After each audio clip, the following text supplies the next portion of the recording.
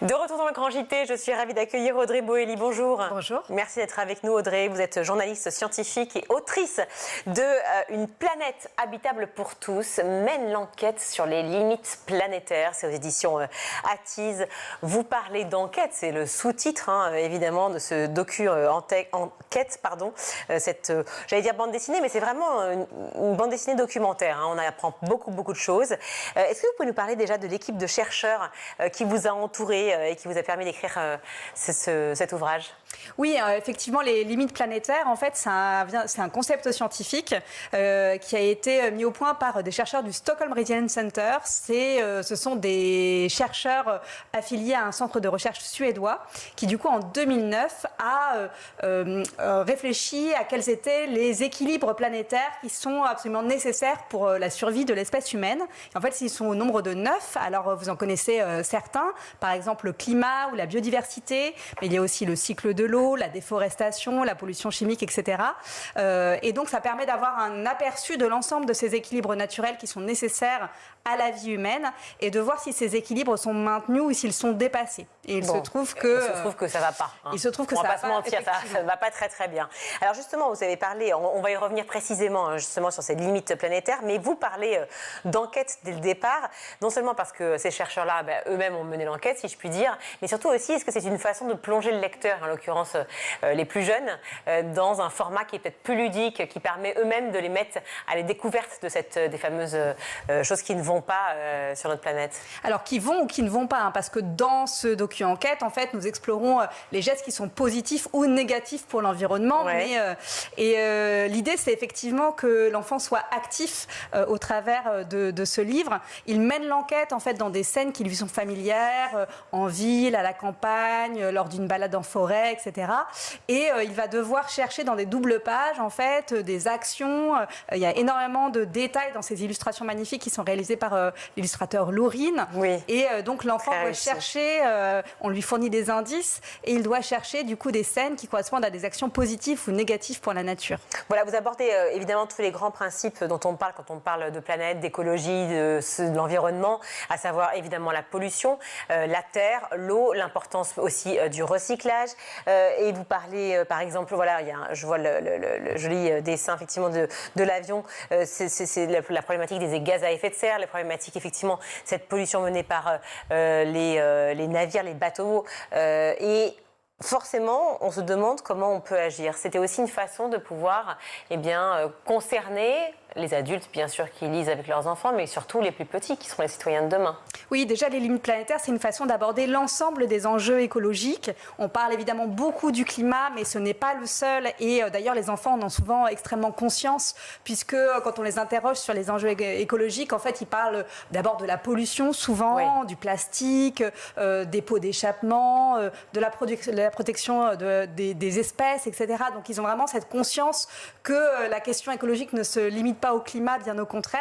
Et donc là, c'est une façon d'entrer dans tous ces sujets, de voir comment ils sont liés les uns aux autres et aussi comment, effectivement, on peut agir chacun à son échelle, mais aussi collectivement. Donc, par exemple, l'enfant voit comment lui-même peut finalement se saisir de ces sujets et, par exemple, interpeller son maire pour transformer la cour de son école en cour oasis. On sait aujourd'hui qu'à cause du réchauffement climatique, nos villes vont devenir de plus en plus sensibles à la chaleur lors des canicules et qu'on a besoin de végétaliser nos villes et notamment les cours d'école, ces cours oasis où on crée des potagers, on plante des arbres, etc. Chacun peut aller interpeller finalement dans sa commune pour essayer de faire bouger les choses. Peut-être un petit citoyen moteur en fait de ces limites planétaires dont vous parlez. Alors elles sont exposées, vous les avez citées assez rapidement, mais on les voit ici à la 3e, 4e page, on ne sait pas parce que ce livre n'a pas de numéro de page quand même, il faut le savoir. C'est une enquête, on peut trouver à n'importe quel moment, vous ouvrez une page, vous n'êtes pas perdu. Voilà, on évite de feuilleter à sa guise. Exactement, on feuillette à sa guise.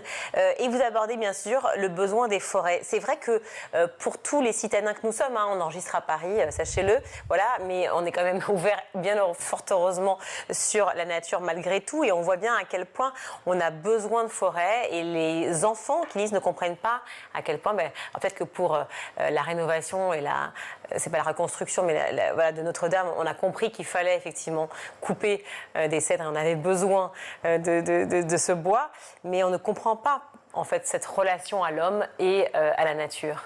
Alors c'est vrai qu'il y a des choses vraiment instinctives sur justement ce lien avec la nature que les enfants ont naturellement, mais ce qui est intéressant là, c'est de se poser la question du lien aussi entre tous les sujets écologiques, parce qu'en fait toutes ces limites planétaires, elles sont liées entre elles. Par exemple, un arbre, évidemment, la forêt abrite la biodiversité, 80% de la biodiversité se trouve en forêt, mais un arbre c'est aussi essentiel parce que c'est un puits de carbone, ça permet d'absorber le CO2 qui produit entre autres le réchauffement climatique, mais un arbre c'est aussi ce qui va permettre de créer la pluie, en fait, d'alimenter le cycle de l'eau. C'est 2/3 des pluies en fait sur les continents qui sont dues à la végétation parce que les arbres comme nous transpirent, c'est ce qu'on appelle l'évapotranspiration, et c'est ça qui crée aussi le cycle de l'eau à l'échelle locale. Donc on apprend justement en lisant ce livre, en menant l'enquête, et bien qu'en fait tous ces éléments de notre environnement sont liés entre eux et que notre meilleur allié en fait, eh bien c'est la nature. On est interdépendants. En fait, c'est le message qui est donné. Est-ce que c'est enseigné à l'école, ça, par exemple, dans les cours de SVT ? Alors, c'est partiellement enseigné, mais les enseignants ont aussi besoin de support, en fait, pour justement pouvoir présenter l'ensemble de ces enjeux écologiques. Et ce livre est aussi un support qui peut être utilisé par les enseignants. Les enfants sont tellement motivés que vous vous rappelez qu'il y a des enfants qui ont rédigé une déclaration européenne des droits à la planète, de la planète et du vivant. Ça a été présenté au Parlement européen, quand même, ce n'est pas rien. Et elle comporte 18 articles. Est-ce qu'on peut peut-être rappeler quelques articles phares de cette Alors, il y a un article qui est particulièrement marquant, c'est celui qui prône pour que la nature ait des droits. Les droits de la nature, en fait, c'est un concept qui est porté notamment par des associations un peu partout dans le monde, mais aussi en France. Et l'idée, c'est que la nature puisse être finalement une entité juridique qui se défend elle-même des atteintes des activités humaines et qu'elle a un droit aussi à exister et à se défendre légalement. Alors, on parlait des forêts.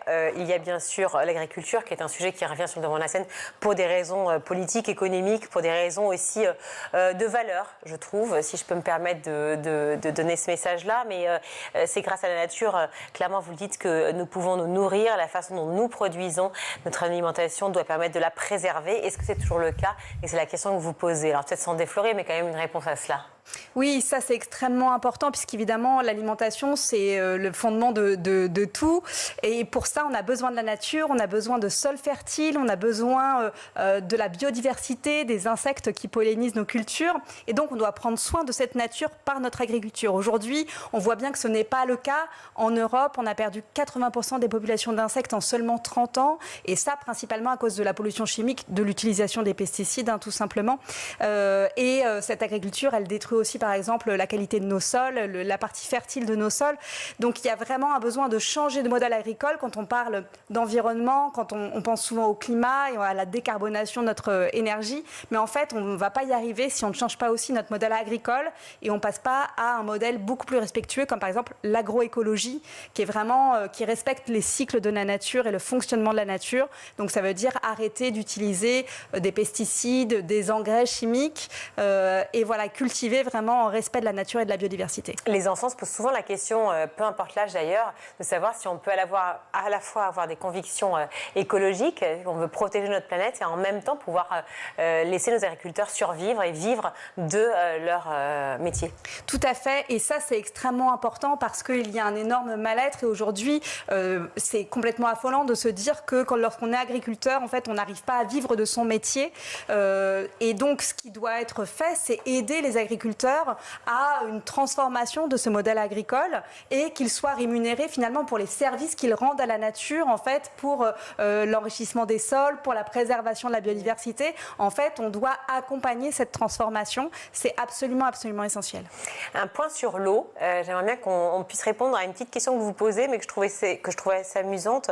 D'où vient l'eau qui sert à arroser le champ de céréales? C'est vrai qu'on se pose toujours la question de cette eau qui n'est pas forcément bien utilisée, mal utilisée, qui quand même est à disposition dans tous les foyers. Et pour autant, de temps en temps, dans les actualités, on voit que, elle n'est plus potable à tel endroit parce qu'effectivement, il y a eu des pluies diluviennes, parce qu'il y a eu des drames absolus.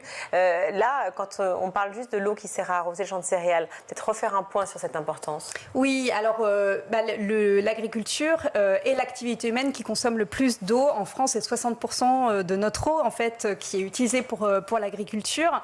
Et donc, ce qui est important, il est important de se rendre compte que finalement, on va avoir de moins en moins d'eau dans les décennies à venir.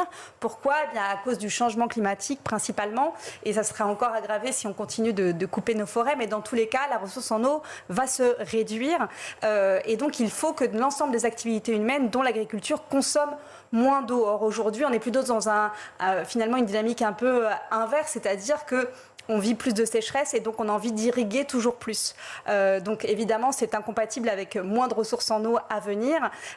Donc il faut repenser là aussi quelle culture, en fait, selon la région, selon finalement la disponibilité de l'eau à venir.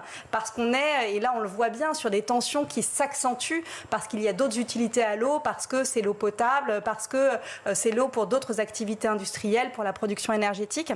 Donc ça, ce partage de l'eau, en fait, il doit être discuter à l'échelle, c'est des questions de démocratie participative, très localement, de se dire comment on veut utiliser cette eau. Évidemment, nos agriculteurs font partie de ces utilisateurs de l'eau et doivent être autour de la table pour déterminer ce partage de l'eau. C'est très important. Cette très belle image de la montagne, évidemment, la montagne, quand on en parle, on l'imagine souvent enneigée, on imagine les glaciers, enfin, ces vues absolument somptueuses. Mais ce réchauffement climatique est là. Est-ce qu'il faut aussi réfléchir à une nouvelle montagne, une montagne de demain, qui sera peut-être plus une montagne d'été, ou en tout cas repenser autrement pour ne pas laisser tomber nos amis montagnards? Oui, tout à fait. Là aussi, on est sur une problématique liée à l'eau, puisqu'aujourd'hui, il y a malheureusement beaucoup de stations qui essayent de compenser le fait qu'on a de moins en moins de neige, et ça sera encore le cas dans les décennies à venir. Et pour ça, c'est des grandes quantités d'eau qui sont utilisées pour fabriquer, par exemple, de la neige artificielle. Là, on le voit, on va entamer la saison d'hiver, et donc vraiment, en fait, on ne peut pas se dire effectivement, si on prend de l'eau pour la neige artificielle, c'est de l'eau qu'on n'aura pas pour l'agriculture, c'est de l'eau qu'on n'aura pas pour les milieux aquatiques, pour l'eau potable. Et donc, de la même façon, voilà, la nécessité de s'adapter. Et plus on s'adapte tôt, plus on peut adapter les activités de montagne. Comme vous le disiez, il y a énormément de façons de profiter de la montagne. Moi-même, j'adore la randonnée, par exemple.